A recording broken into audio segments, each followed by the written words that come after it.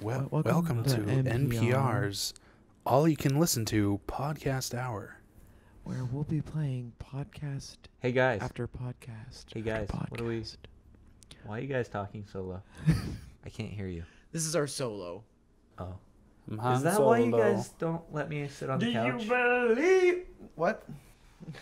Is this why you guys don't let me sit on the couch? Because That's exactly why. This is only episode 1, and this is already recording? how this is starting. Wow. Yes, Are you recording? I'm recording. Are you recording? I'm recording. I'm recording. Wait, are we recording? Okay. I saw laugh that people like we still clap and stuff, but like pluralize, you really don't need the clap. Really, it's that good. Yeah, it's that good. It doesn't use the clap at all. It doesn't when it doesn't use the clap at all. It just goes, Nerd still has it's just able to headphones look for look for the audio. I can't think what the webcam thing's called. Photo booth. Yeah. Well, you could use QuickTime. Oh, okay. Yeah. I'm just gonna use photo booth. Are you gonna make goofy faces? While No. I'm just gonna wait. Whatever. Let's just go for it. Why does it count down to video? I've never understood that. Okay. What's first on the list? GoPro. GoPro. GoPro is first on the list. I have way too many things open. Joe Pro. Where are we? Okay. So Should we record an intro? yeah, It's Snapcast. It's Snapcast. It's Snapcast. with And Robert. Levi, Robert, and Jake.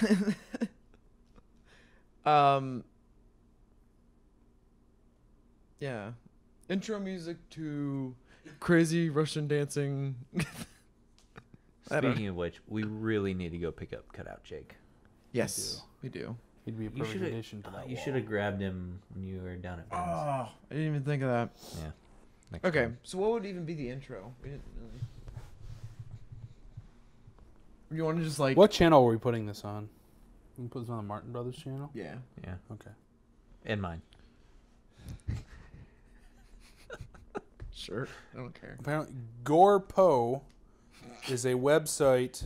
We're gonna be talking about Contact GorePo.com. at embarca.com or call 1-800-208-3602. And it's just a website. It's just Go blue text Pro. on a picture, like this landscape. Like a picture of the Bahamas. It seriously does Ooh. look like the Bahamas. Sweet. Okay, so we wanted to talk about GoPro. You want to just get into this? Kind of just like go, like Well, just give it a shot. Like, let's kind of lead into it a little bit. We're starting this podcast as a reason to talk about photo stuff. It's really just an excuse for us to record. yeah. Is your lav mic supposed to be like this? Or is it Yeah. Okay. It's left, right. Oh, I Yeah. didn't realize that. Yeah.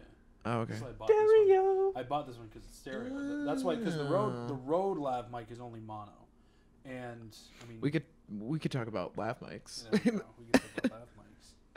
I'm actually trying to pull up all the stuff that. We wanted to talk about. Yeah, I'm trying to pull up some different stuff from different websites. Yeah. So so like Levi said, we wanted to start this podcast. Just like it's called Snapcast. That's the name we arrived at. Just it's a reference to mostly photo, but we're gonna be like photo, video, just stuff like that, basically. Cameras, different projects we come across. It's sort of inspired of like different podcasts, like Raw Talk sort of thing. I guess. Question. Yes. Should I even be here? You're the comic relief. Got it. You're Okay. the better looking one out of us, out of all of us. So we're really Comic going relief. We're going after the younger female demographic with you. We found That's why you made me wear this shirt.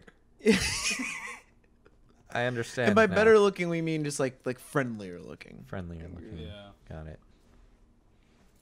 Like, oh, hi kids. Also, we need. I don't want to be creepy. We need for there not to Change your headlight while you're sleeping. No charge. we need for there not to be. We need there to be one person that people aren't like, hey, nerd talking photo stuff. Yeah. Yeah. So, like, for lack of a better word, comic relief. The lame man. The layman. The lame layman. The Okay. lame man. I feel like these are gonna just jingle and jangle. Weird jingle and Okay. jangles. So GoPro is what we want to talk about first. Let's Which just one? crack into this. Basically, I mean, it's not really news that GoPro's shares have gone down like crazy. It says there was an article I was reading that the last peak was $98 a share, and that was back in October of 2014. And then from there, it's been a steady fall, which that coincided with the Hero 4 being released in September, so a month before. And, you know, after that, there really hasn't been anything.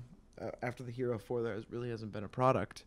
They announced a 6-camera cube for like 360 VR stuff in June of 2015, but where is it? How much is that? What? Did they ever announce a price for the cube thing? Yeah. No, I Well, because here's the issue: if you're buying 6 GoPros, that's how many it was. It was 6. right, If it holds 6, if they're each 400, because it's all sides of a cube, so you it's know, 6. you're spending a lot of money. Right, $2,400. Exactly. So it's like you're just. I mean, at that price range, you're getting into higher end cameras. Right. The GoPro. I mean, I love the GoPro, but it's not a high end camera. It's a niche camera. You know, it's an action cam. You put it somewhere because if it gets smacked, it's not that big a deal. Right. Yeah, it does make nice images, but I mean, you know, when you compare something like the Blackmagic Cinema camera, which is Right. It's not. $2,000, Yeah, it's not you a know? cinema camera. Exactly. Yeah. So I think that's, and especially with VR. it's That's such a the difficult question. I mean, like, have they missed the boat on 360/VR stuff?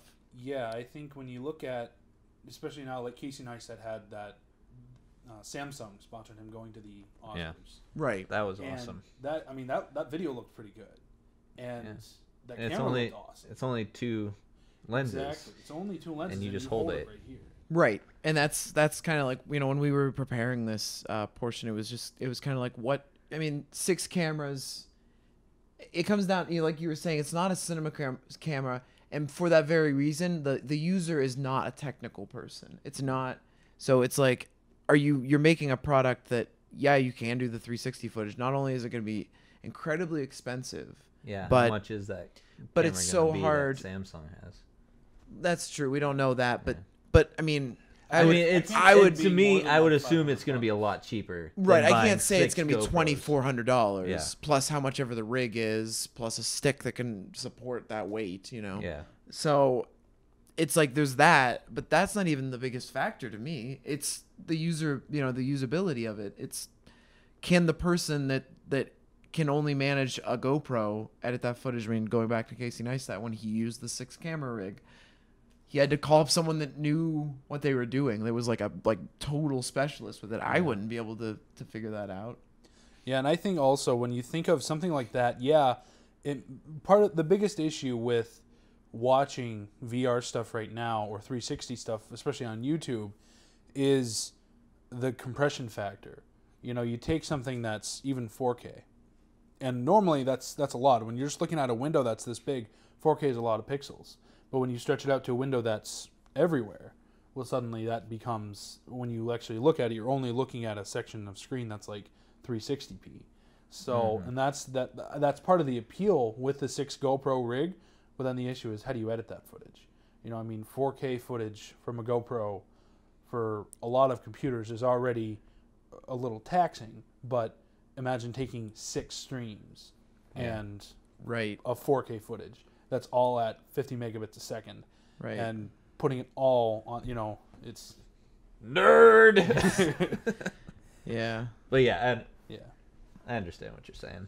And Do you, that's kind of my issue with the GoPro rig, is it doesn't really think through the entire thing. Yeah. It's not based around the user, the ease of use. Right. Yeah. and the type of person that's going to use it. It doesn't have them in mind at all. Yeah. You're not even close. You're not gonna have a person like me who is not. I don't even own a camera yet, just because I've been able to use your guys's. So I'm not gonna go out and buy this rig as a new user.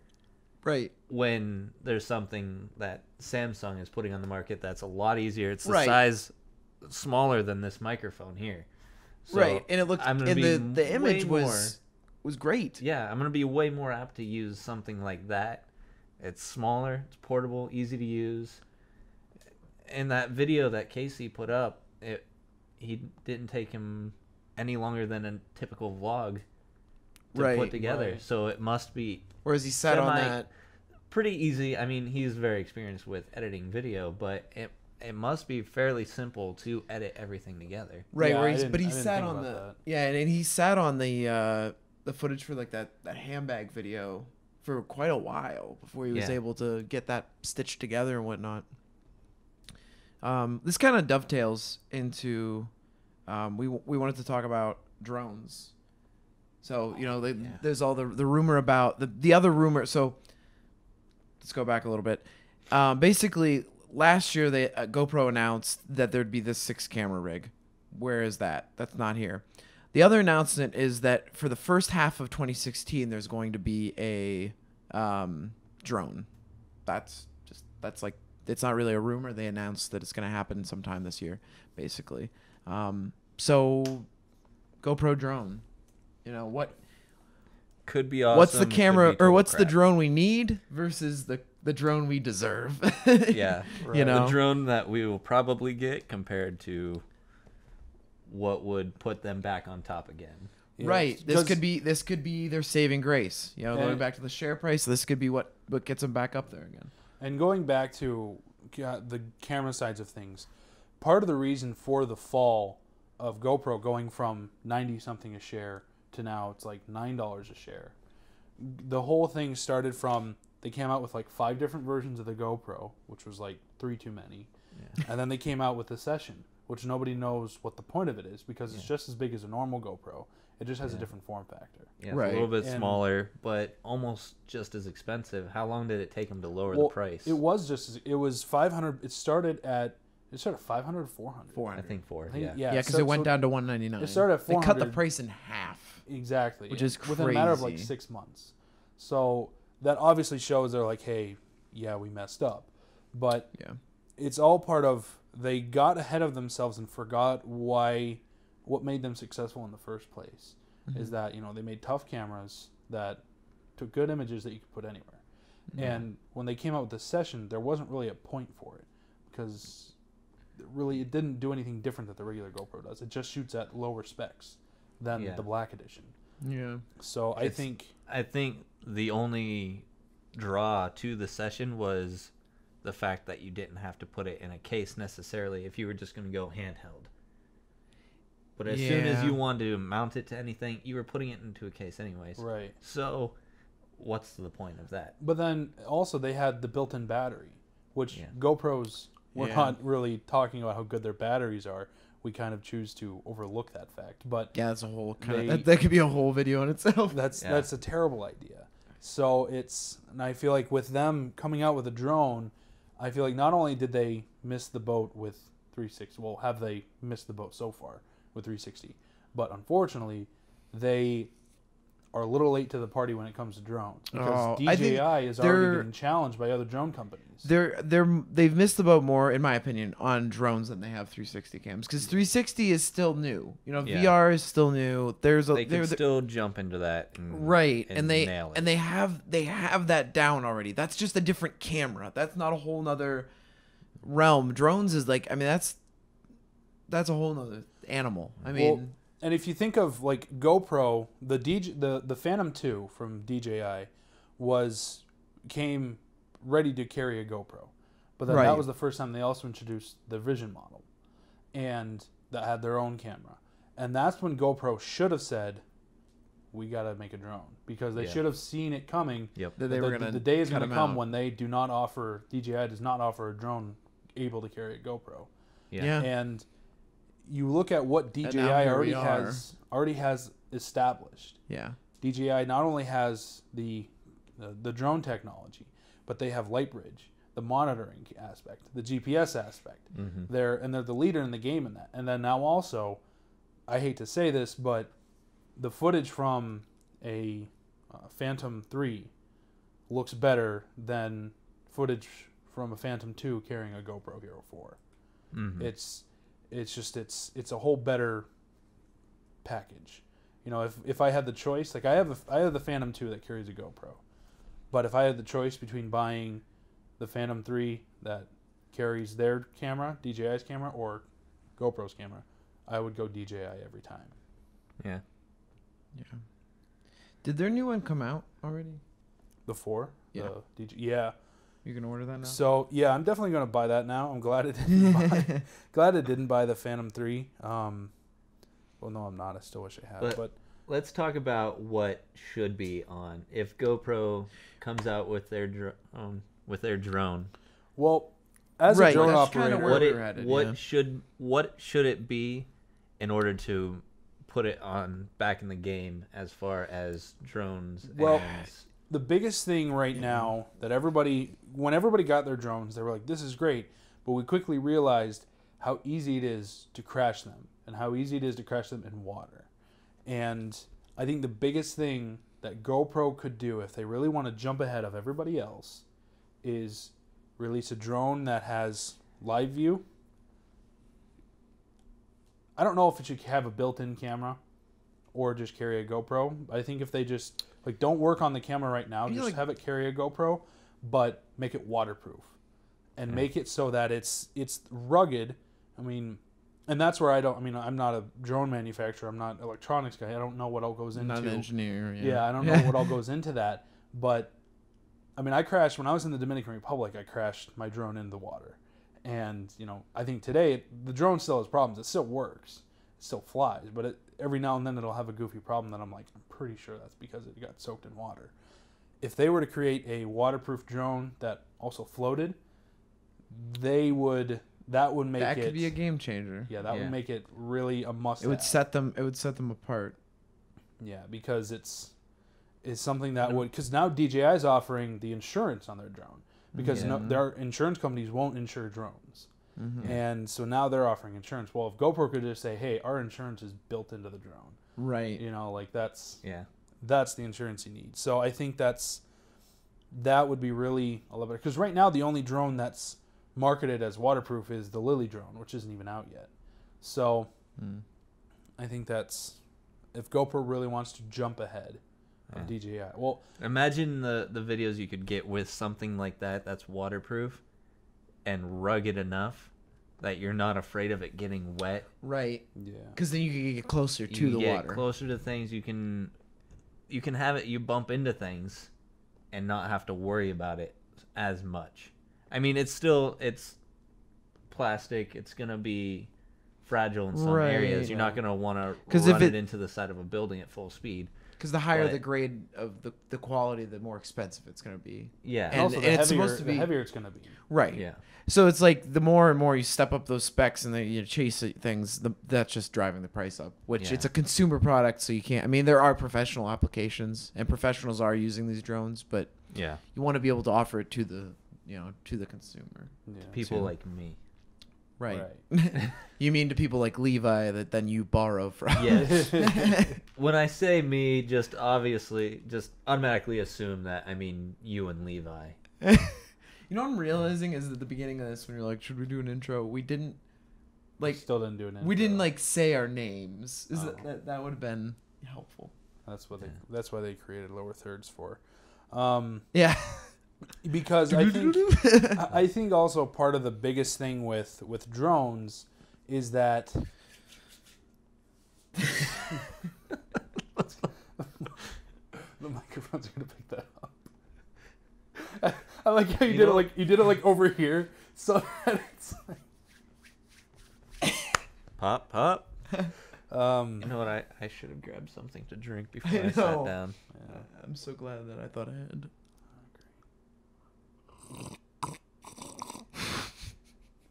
This is why nobody likes you.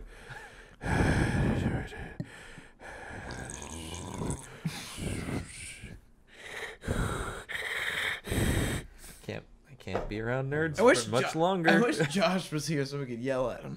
Yeah. Anyway. Yeah. I don't remember what I was saying. Oh, okay. So with drones, so Okay. a little bit of a transfer now. Videoblocks.com. You can sell your own footage there, which I do. I've sold, Not a sponsor. not a sponsor yet. I've sold 4 clips. I've sold 4 clips on videoblocks.com. 3 of them were drone shots, and 3 of them were over water. This month. Yeah, 3 of them. Well, actually, no. The one I sold this month was of Niagara Falls that I took from the Canadian side. Yeah. Which you're not allowed to fly a drone in Niagara Falls, as I found out. And and you Turns out, but not. I hate to say it, the coolest shots from drones are Illegal over water. shots. Oh. That Over too. water and illegal. I mean, I'm not gonna lie. I.e. New York City. I would Yeah. still try to take a drone to Niagara Falls and fly it till I got yelled at. Yeah. So, you know, 'cause Yeah. if it gets you 5 minutes of footage, hey, that's 5 minutes more footage than most people have. Right. Yeah.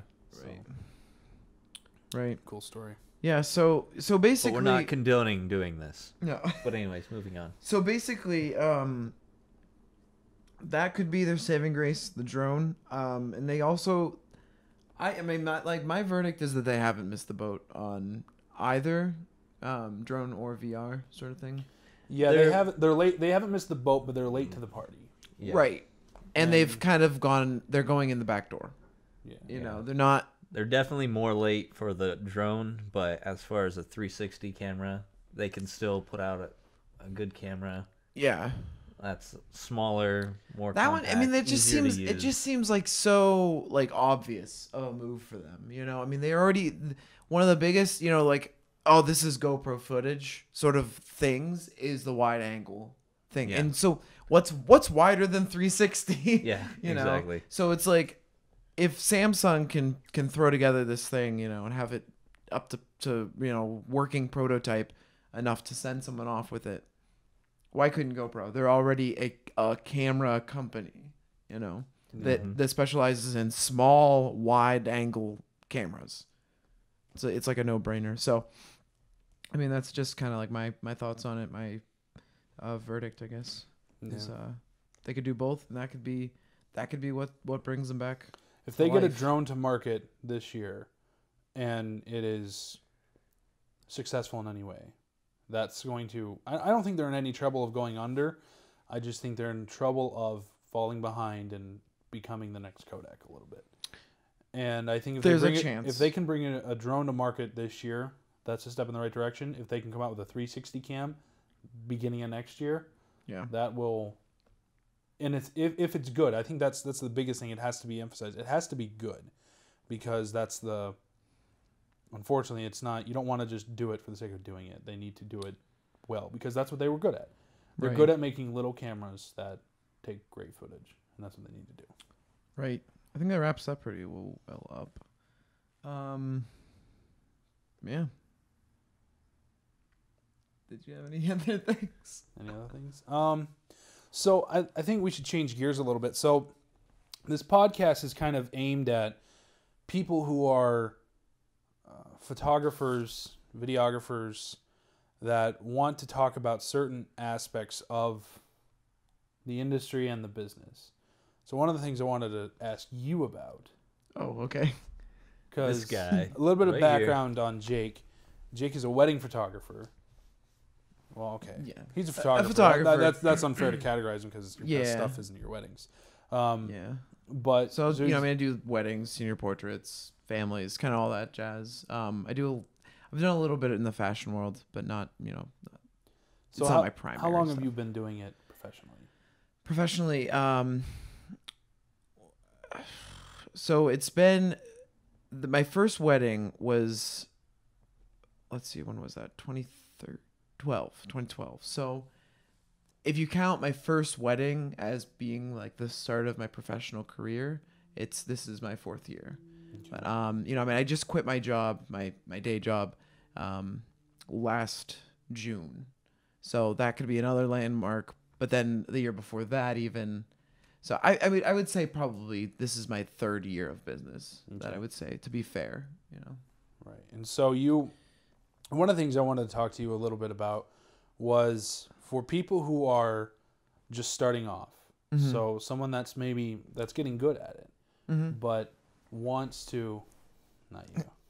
No, But Okay, fair enough. being weird. we're being weird. So somebody in there that's just getting good that maybe needs models.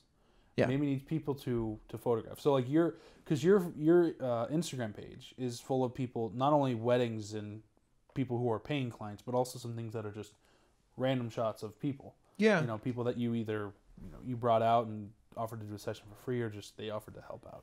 Yeah. So let's say there's someone that is, whether it's a guy or girl, that you want to ask them if they'll be a model. How would you go about doing that? I mean, it's kind of just like being straightforward. I think a lot of people, most people aren't comfortable with their pictures being taken. People that are, do keep up on their appearance and stuff, someone that you would be looking at for a potential model, they are a little more comfortable with themselves. So just naturally, they care about their appearance, so they want to be seen. So, don't overthink it. Go up to them, just, hey, I'm an aspiring photographer, or I'm just starting up my portfolio. I'm trying to build it. Would you be, free for like an hour, and just pick a day that's convenient for them, and just shoot around. I think like experimentation is one of the best things you can do in building a portfolio. I think if you try to follow rules and copy other people, it's only gonna hinder you, because you're never gonna find your, as it were, like artistic vision, So, finding, it is valuable to find people that you would want to shoot, because then it brands you, really. You're in the people business. So when you have a portfolio of people, you want it to be people that represent you, basically.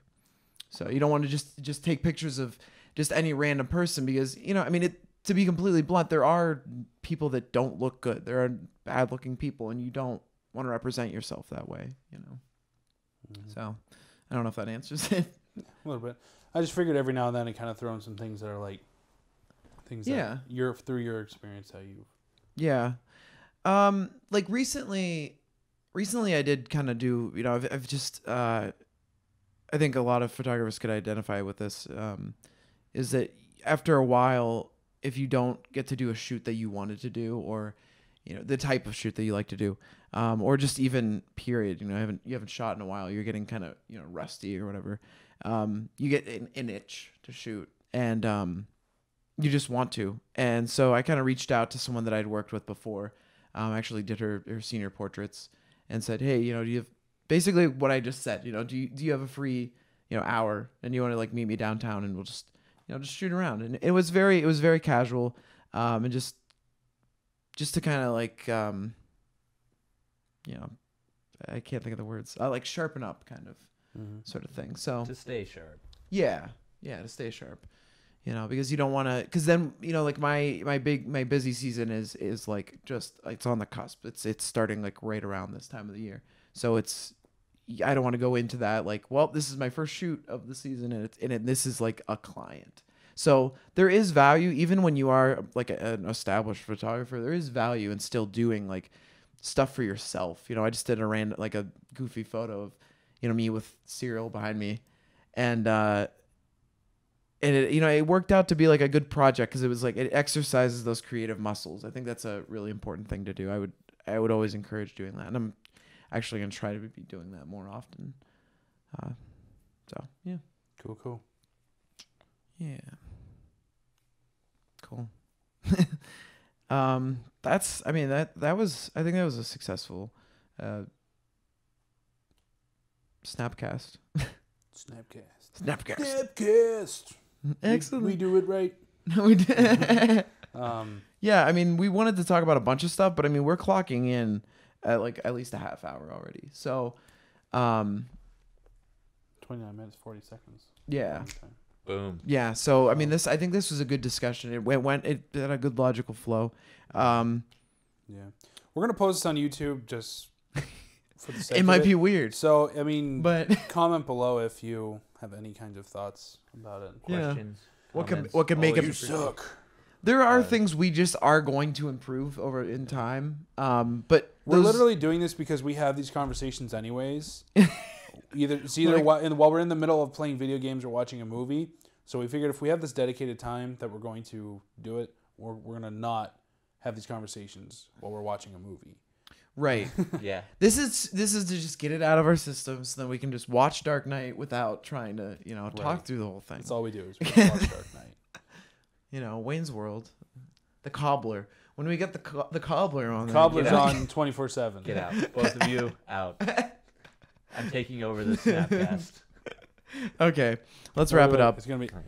Welcome to NPR's Robert Hour. Robert Edwards. We're gonna be talking about some On really Ro- nice. Robert Edwards on the spot. Robert Edwards on the spot. On today's Snapcast, we'll be discussing how will I find replacements for Levi and Jake. Well, on that note, let's sign off. I think. Simply Robert. Is there any other kind? And this is Snapcast. We just drag it out. Okay. So, I'm Jake Swan of JakeSwanPhotos.com. Levi Stutzman from LeviStutzman.com until I decided not to pay for another year of Squarespace before I published my website. So- And Robert Edwards. I have a channel on YouTube. Oh, I do too. Oh man. Okay. And Look, that's I've got the nothing. end. I've got nothing Boom, else. Snapcast. I don't have cameras. I don't have anything. Okay, this is a little something extra. We can. Okay. This is For like- the people that watched through the credits. No, this For the is people like that watch the like like Good Mythical Morning. They have Good Mythical Morning Oh, 2. Good Mythical More. Yeah, that's what it Yeah. is. So Okay, this will be so the second channel. for me. Snapchatter or Snapcaster. This will be me asking you guys questions as the professionals. Okay. Wait, but this is good content. This could be good content. This can All be right, good. fine. We'll You just can make add this another section. So, unless they're like for funny me, questions. As a What's your favorite cereal? This is Robert's flying solo. as a beginner in videography and photography, I know I've helped you out at a couple of weddings, and I've helped Levi out doing some videos, but I haven't really, except for very recently on my trip, created my own video from filming it to editing it to uploading it to YouTube with an actual decent camera. So Mine. yes, the one that you let me borrow. So, saying that, there's many options out there for up and coming YouTubers who want to buy a decent camera. So, what, in your guys' opinions, we can go either one of you, what camera would somebody like me want to get, and what is the price range of something like that? Do you want to go first? Sure. So my first camera was a Sony Handycam, and Back in my day. back in my day, back when I spent all my money, this is before I had a debit card. I paid cash for it. Yeah. I had a Sony Back when Handy- Levi money. had money. and it was a nice little camera. I remember using that. Yeah, but at the time it shot in AVC HD, and the time I was editing on a 2004 17-inch MacBook Pro that had an Intel Core Duo processor. It was a 32-bit processor that could not edit AVC HD footage. Isn't that great?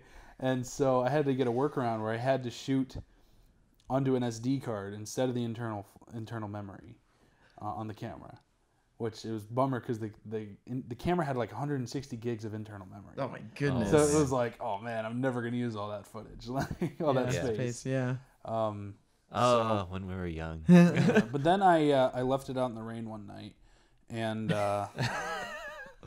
In true Levi and true Levi this fashion.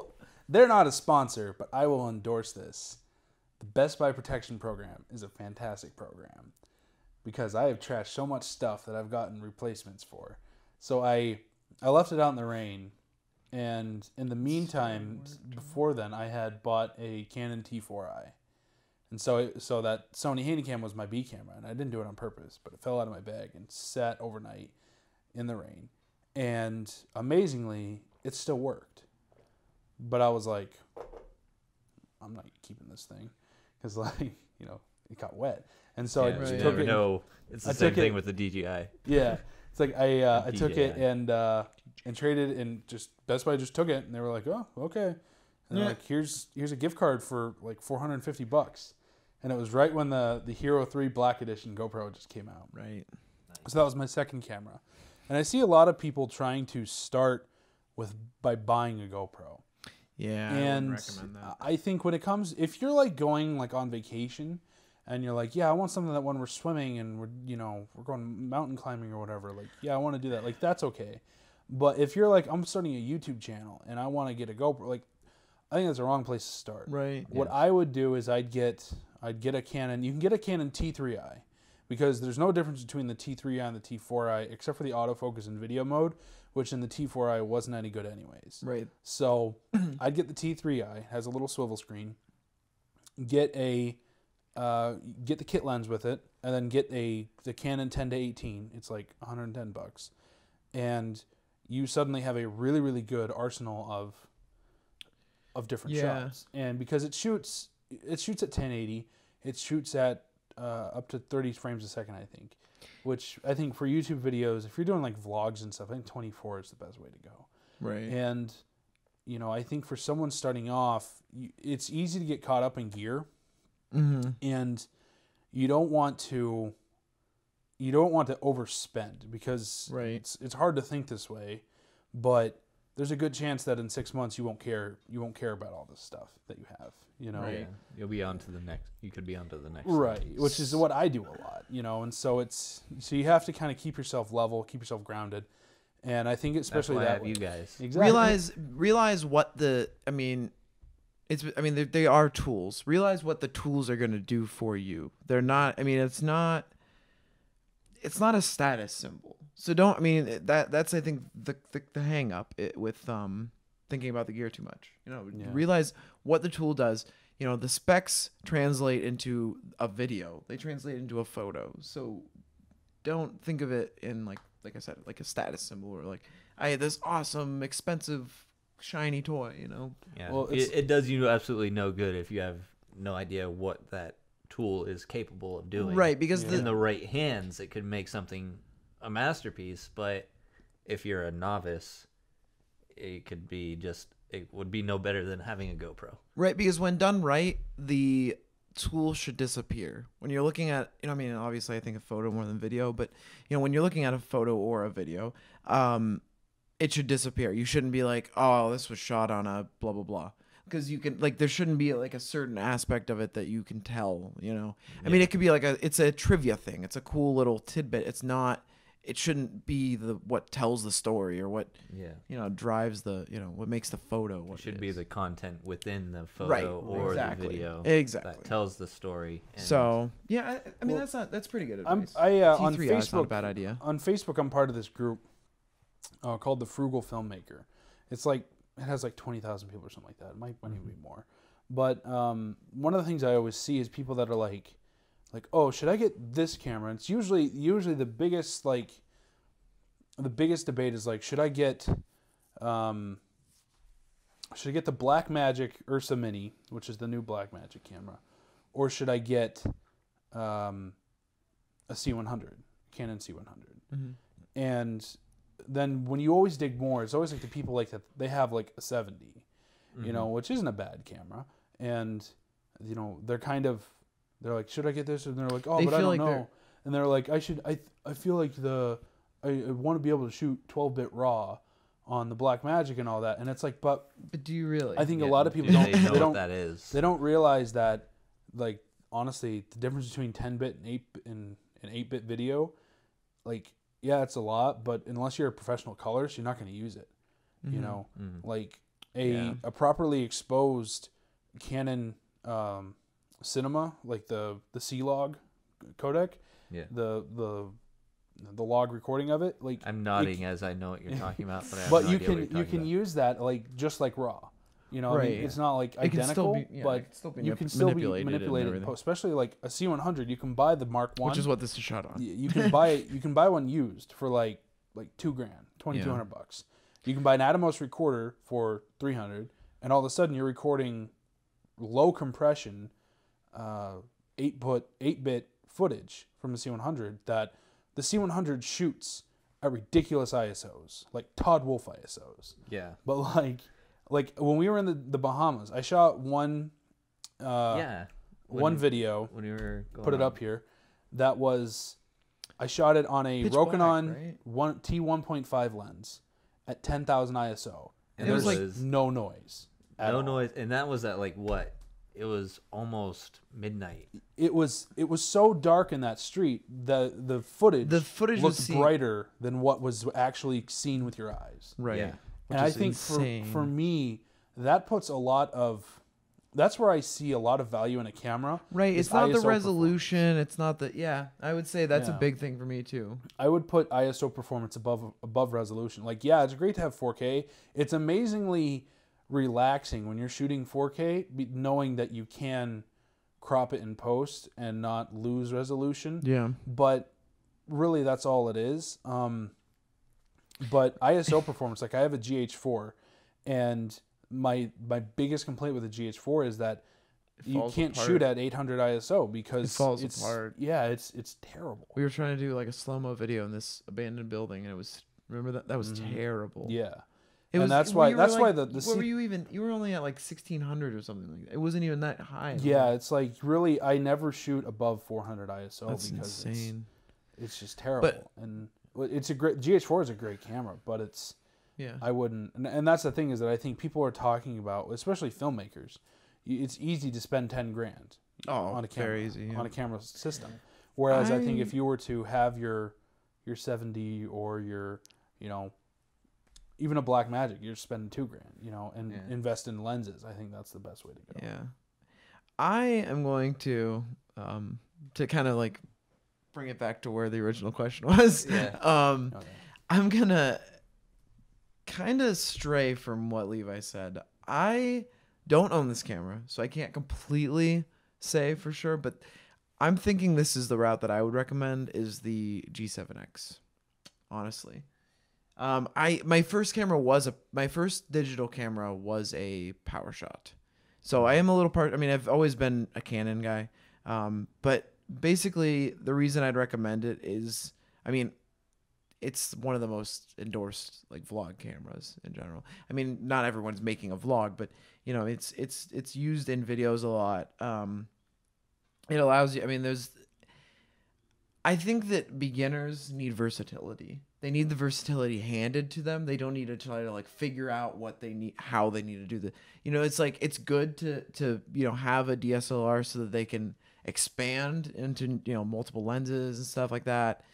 And eventually through more investments, they'll blossom into, understanding all the equipment. But I think with like a G7X or something comparable, it kind of gives them that versatility right away. They get a zoom lens, they get a wide angle lens, they get the ability to shoot HD, they get raw files if they want to start tampering with that. And even I think, I kind of have it pulled up here. I don't remember the it's the aperture wide open on that thing is 1.8. Okay. So it's. You could shoot portraits with this camera, and it's a point and shoot. And I think most people wouldn't be able to tell. If you really hone that skill, that you wouldn't be able to tell that you shot it with a point and shoot. It's to that caliber. It's a 20 megapixel sensor. It's all that jazz. It's a good camera. Okay. So that's what I would say. You have both opinions there. Then. Right, DSLR, point and shoot. Point and shoot. But definitely, there are. You don't have to break bank to get into the game. Basically. And I think the biggest thing, and everyone always says this, but I'm going to put it bluntly, really, really bluntly, the gear will not make you better. No, if you never. if you have a camera and you aren't happy with it, ask yourself why you're not happy with it, because I'll guarantee you that eventually you're going to come to the conclusion that you're just not happy with what you're producing, and that's not the camera's fault. That's your fault. Right. You need to, more times than not. yeah, you need to be able to. The real time you should upgrade is when the camera is really holding you back. That's what some people say. I'm going to take it a step further. The only time you should upgrade a camera is when you're making enough money that you should. Right. You know? The client deserves a better quality or a better whatever. And while there are hobbyists out there, these cameras the expensive cameras, they're built for professionals. Right. You know, they're not built for hobbyists. Yeah. So they're not ideally, built for somebody who's like me who wants to do the occasional vlog and the occasional video on one of my trips. Right. Right. I mean, exactly. I know with working with you guys, I have a little bit more experience. I'm not a complete novice when it comes to this stuff. Mm-hmm. But there's more that I don't know than what I do know. I know I know enough to know that. And so I feel very comfortable shooting with DSLRs. I owned a point and shoot, but it was a piece of junk like way back in the day. Yeah. But I've worked with your guys' cameras for quite a while, and that's why something like the 70D has really caught my eye. Yeah. And that's basically where the T3i, it's like a step up from that. I mean, it's kind of like the same sort of feel to it. Yeah, it's gonna have a better build quality. It's gonna be better, just like it's got a bigger body, which like I have big hands, so like the Rebel cameras are really small for me. Yeah. So I mean, if you have the money, you can buy the 70D, the 80D. Yeah. You can buy those. Those are really nice cameras. Yeah. But I would say that should be a 2-year camera. Yeah. I'd say you really won't get to the point where you're either making enough money or really getting held back in it. Because honestly, with photography especially, there isn't that much that separates them. You have full frame, you have crop sensor, but for the most part, a good photo is a good photo. One thing I will say about equipment though is I do believe, this reminded me when you said 2-year camera, I do believe in maybe pushing your budget a little bit more so you can get something that's not going to be outdated like almost a year later, you know? Mm-hmm. So if you, like for instance, so say your budget was, $400 and you're like, I found this T3i I can buy or whatever. But the G7X would be like a more versatile option because you couldn't afford lenses. Then I would almost go for the G7X. It's a little more money, but they just announced the Mark II, so it might go down. Anyway. Oh, another thing was it does have a flip out screen. The G7X does. So that's another, little video feature that people would like. But so I mean, I think that equipment definitely does not make the person, does not make the videographer or the cinematographer, whatever you want to call them, or the photographer. But it does have, in some cases, after a while, it can hold someone back. Mm-hmm. But like you said, it's more times than not, it's not the equipment. Yeah, like a lot of times it's your own technical abilities, or it's your, And that's where I look at you guys as somebody who's doesn't have all the gear. Yeah. As we've been friends for the last 5-6 years now. Mm-hmm. And I've seen you guys. I remember you with the Handycam. Yeah. And making stupid videos, and that's when we really got to hang out. And you with your Canon, that silver. Oh wow, yeah, that was my XTI. The XTI, yeah. Yeah. And I remember you shooting pictures with that when we went to like West Virginia and Kentucky. Yeah. And so I've seen you guys, your progression through the years as your skills build, and you guys are following what you're saying. Right. You guys have built your skills to a point where this camera is not allowing you to do what you need it what you need to do. Push all the way until you think your camera's limiting you, and then push a little more. Then upgrade. Don't just get the first wall you hit. Don't say I need a new camera. Hit a few walls before you upgrade. You know, exactly. Be like, oh wow, this is this like 7th application that, or you know, like there's so many different shoots that you think you could have done better with. Exactly. Because like I've seen you both progress. Skill wise, and it's not until you hit that wall, and you're like, okay, I guess now I need a new camera. And because we're always, the three of us I know are always looking at camera gear. Right. Me more so now than in the past because of just being around you guys, and it's exciting to me now. Right. Whereas before, it didn't really have any interest for me. Yeah.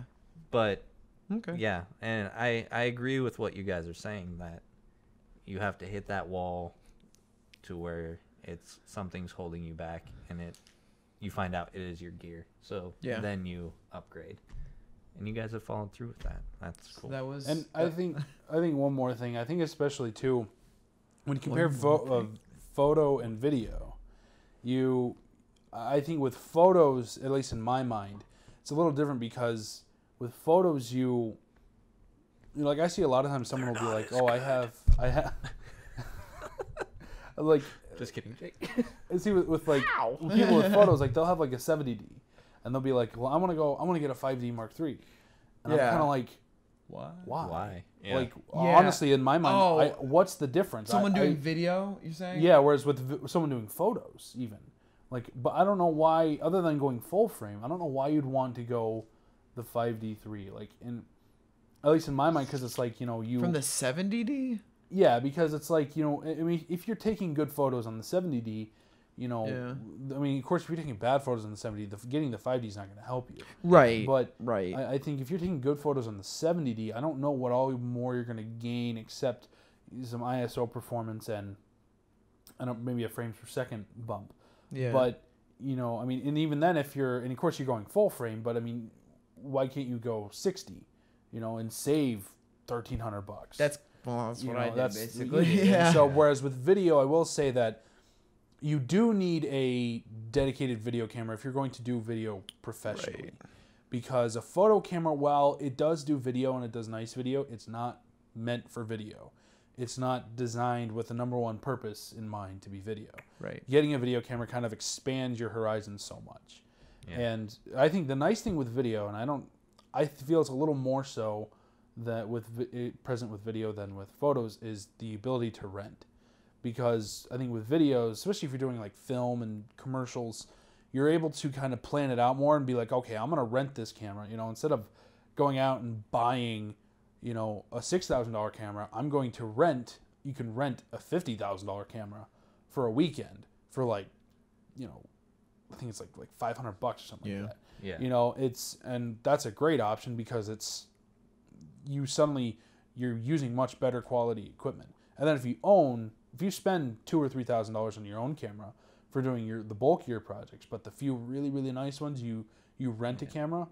And that's really a good way also to try out something, try out the gear. Yeah, rental service is really nice. You can say, okay, in the future, if you really like this now, in the future, if it's still up to date with everything and it's not too far behind, you can say, okay, I want to save up and buy that in a couple of years because that's what I'm looking forward to, and that's where I want to move with my career or whatever.